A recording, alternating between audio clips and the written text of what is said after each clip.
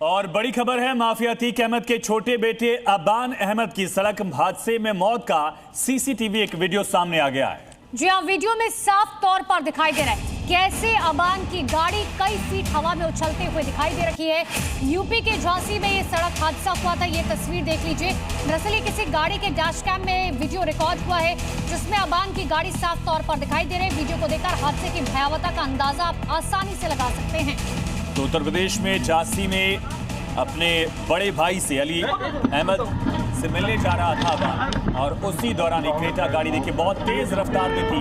Driver control खो देता है और जाकर लेफ्ट साइडर में जो डिवाइडर है, जो बैरिकेड नुमा है, उससे जाके गाड़ी टकराती है और पूरी गाड़ी पलट जाती है। प्रीति श्रीवास्तव हमारे साथ लाइव कनेक्ट है। प्रीति, कई सवाल उठाए जा रहे थे, तमाम सवालों का जवाब महज एक तस्वीर है।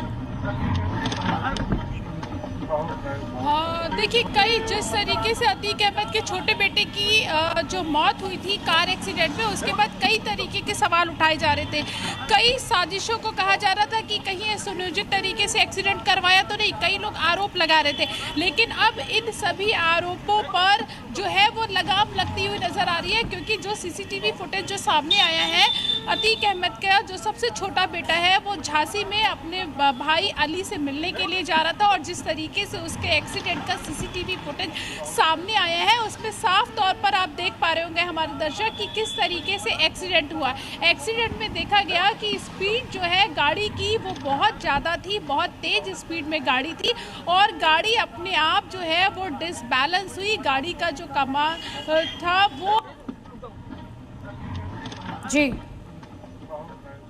ठीक है प्रीति, लौट रहा है आपके पास से। लेकिन देखिए तस्वीरें देखिए, इस तस्वीरों से अंदाजा लगाया जा सकता है कि गाड़ी की स्पीड कितनी ज्यादा तेज थी। ये सफेद कलर की जो गाड़ी आपको नजर आ रही है, देखिए एक गाड़ी को ओवरटेक करती है ये व्हाइट कलर की गाड़ी, और लेफ्ट साइड में जाकर अपना कंट्रोल पूरी तरीके से खो देती है। जैसा कि पुलिस की तरफ से भी बताया गया था कि 120 से 140 किलोमीटर प्रति घंटे की रफ्तार से ये गाड़ी चल रही थी, जिसके बाद ड्राइवर ने कंट्रोल खोया और सीधे ये गाड़ी कोने में जो डिवाइडर लगा हुआ था उससे जाकर टकराती है और हवा में कई फीट उछल गई। तो 6 अगस्त को ये बड़ा हादसा हुआ था झांसी में। अबान और सोनू, उसका एक दोस्त था, ये दोनों एक्सीडेंट में मारे गए थे, दोनों की मौत हो गई थी। ये तस्वीर देखिए, इतनी तेज रफ्तार गाड़ी थी कि इस एक्सीडेंट के बाद गाड़ी पूरी तरह से क्षतिग्रस्त हो गई।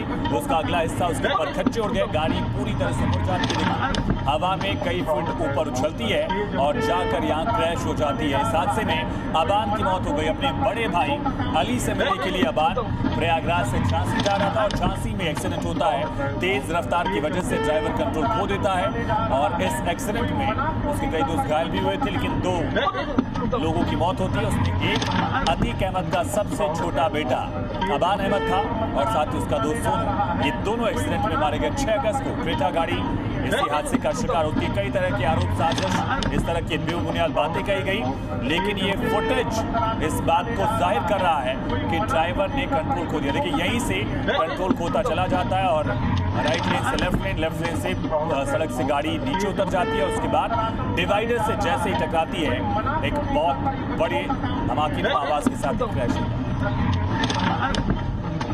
समाजवादी पार्टी के सांसद महासचिव राम गोपाल यादव सीनियर लीडर हैं, उन्होंने इसको लेकर आरोप लगाया था, और क्या आरोप थे वो समझिए, बेबुनियाद आरोप साबित हुआ। तो है ही आस्था का विषय है, लेकिन उत्तर प्रदेश के मामले में तो वहाँ तो कोई सरकार नाम की चीज़ ही नहीं है। वहाँ तो सरकार की तरफ से गुंडागर्दी हो रही है। किसी के गोली मार, हजारों लोगों का जीवन बर्बाद कर दिया, फर्जी इनकाउंटर करके पैर में गोली मारते हैं यहाँ, जिससे वो ज़िंदगी भर के लिए लंगड़ा हो जाए। ऐसा कभी जो है इतना निर्ममता, निर्दयी कोई शासन नहीं हो सकता है। लोगों का रोज आता है, मान लिया हमारे परिवार का कोई आदमी बदमाश हो गया तो सारा परिवार तो है नहीं, सब उनका घर उड़ा दिया, सारी चीज़ें हैं। देखिए, अतीक को कोई भला आदमी नहीं कहता, हालांकि वो 5 बार MLA रहे, MP रहे, लेकिन जिस तरह से उनको मारा गया, और वो मारा गया तो सबके सामने मारा गया, और उसके 2 लड़कों को मार दिया, तीसरा लड़का अभी और एक्सीडेंट में मारा गया। लोगों का, झांसी के लोगों का कहना है कि वो एक्सीडेंट नहीं था, वो भी मारा गया। तो जब इस तरह की गवर्नमेंट हो तो मुद्दे एक थोड़ी, वहाँ तो कोई डेवलपमेंट का काम ही नहीं हो रहा, सिर्फ बातें हो रही हैं, बातें। तो राम गोपाल यादव का बयान, मारा गया, ये शब्द सुनिए उनका। उन्होंने कहा कि मारा गया, लेकिन एक्सीडेंट दिख रहा है कि वो खुद मर गया एक्सीडेंट में और खुद ड्राइवर की गलती थी, लापरवाही से उसकी जान गई। लेकिन इसमें साजिश के तार जोड़ने की कोशिश समाजवादी पार्टी की सीनियर लीडर राम गोपाल यादव ने की थी।